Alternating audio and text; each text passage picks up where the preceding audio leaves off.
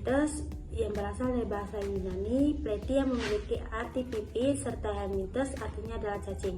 Platyhelminthes ialah cacing berbentuk halus dan juga pipi.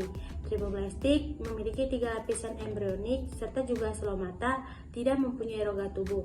Cacing ini juga terdapat di air tawar, air laut, dan juga di tanah yang lembab. Cacing pita ini ialah contoh cacing pipi yang memiliki parasit pada manusia ataupun hewan. Penyakit bisa atau dapat ditimbulkan oleh kedua cacing ini ialah teaniasis serta trematodiasis. Selanjutnya saya akan menjelaskan ciri-ciri dari Platyhelminthes.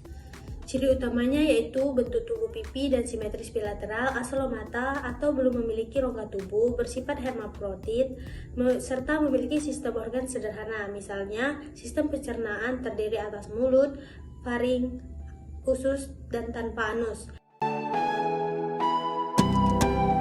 Tubellaria ini adalah salah satu klasifikasi filum Platyhelminthes. Kelas Tubellaria atau cacing berambut getar, contohnya yaitu Planaria dengan nama ilmiah Dugesia sw. Planaria ini memiliki silia sebagai alat bantu bergerak. Planaria merupakan cacing pipi yang hidup secara bebas atau tidak parasit. Planaria ini juga memiliki habitat di air tawar, dengan contohnya yaitu kolam, danau, atau sungai yang bersih. Memakan sisa-sisa makhluk hidup yang sudah mati, bernafas melalui difusi pada permukaan tubuhnya. Planaria ini juga bersifat hermafrodit dan reproduksinya melalui aks seksual dan seksual. Adapun struktur tubuh Planaria, pertama yaitu mulut, tempat masuknya makanan yang terletak di bagian ventral. Pada bagian mulut terdapat saluran yang dapat dijulurkan yang disebut faring untuk menyedot makanan. Yang kedua yaitu saluran pencernaan untuk mencerna makanannya.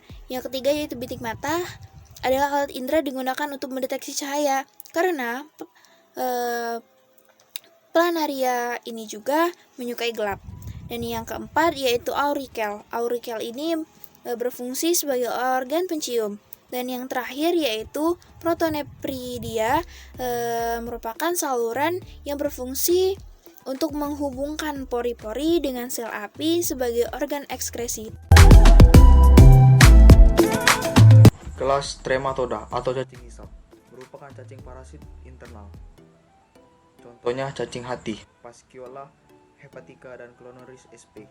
yang dapat menginfeksi manusia. Memiliki ciri-ciri alat hisap pada bagian mulutnya, berfungsi menempelkan cacing hati pada inang untuk mendapatkan makanan. Bersifat hermafrodit, tubuh dilengkapi dengan organ reproduksi yang dapat menghasilkan 2 macam gamet. Kemudian siklus hidup Clonoris. Yang pertama itu zigot, kemudian larva Miracidium, Sporokis, Redia, Cercaria, Metacercaria, dan terakhir cacing dewasa. Pertama-tama, telur dilepaskan bersamaan dengan kotoran dari penderita. Kemudian, telur akan berkembang menjadi larva Miracidium dan masuk ke inang perantara pertama, yang biasanya adalah siput. Kemudian di tubuh siput, larva Miracidium akan bermetamorfosis menjadi sporosit. Sporosit ini mengandung banyak kantung embrio yang akan tumbuh menjadi redia. Kemudian, redia akan tumbuh dan mengandung embrio yang akan berkembang menjadi cercaria.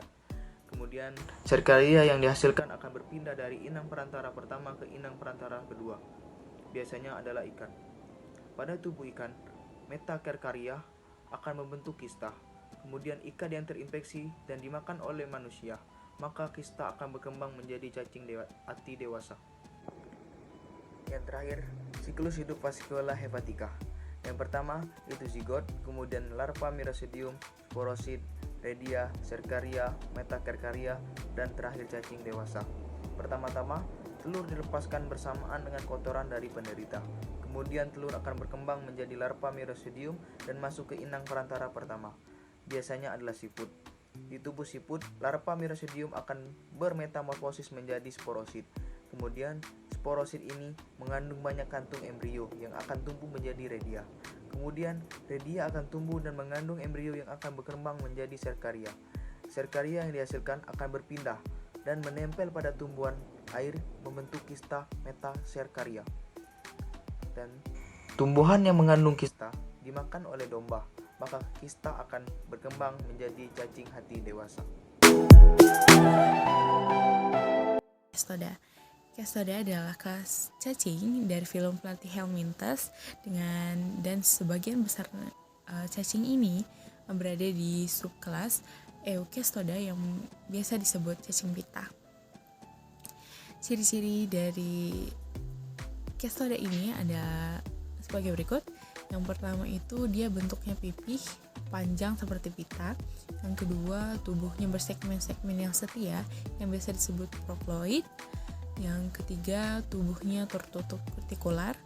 Yang keempat, mempunyai lapisan yang kompleks. Yang kelima, sistem pencernaannya tidak berkembang. Makanan diserap secara langsung oleh permukaan tubuhnya. Yang keenam, hidup sebagai parasit di tubuh manusia. Apalagi di usus vertebrata dengan inang hewan yang berlainan. Yang ketujuh, sistem saraf tangga tali. Yang kedelapan, sistem ekstresi dengan sel api. Contoh dari Kestoda ini yang pertama, Tania solium atau cacing pita babi, Tania saginata atau cacing pita sapi, Echinococcus granulosus atau cacing pita anjing, Hymenolepsis nana atau cacing larva yang dewasanya tinggal di tubuh manusia, Dipylidium canimum, Hospes divinitnya manusia, kucing, dan anjing. Struktur tubuh Kestoda yaitu berbentuk pipih dan panjang antara 2-3 mm. Dan apabila dia dewasa bisa mencapai 25 meter. Dan terdiri dari bagian kepala, scolex, dan bagian badan, strobila. Kepala dilengkapi dengan lebih dari 2 alat penghisap dan biasanya hidup sebagai parasit di usus vertebrata dan tanpa alat pencernaan. Siklus hidup. Secara sekilas, siklus hidup cacing pita ini mirip dengan trematoda. Akan tetapi lebih sederhana karena tidak ada fase reproduksi pada siklus hidup Kestoda.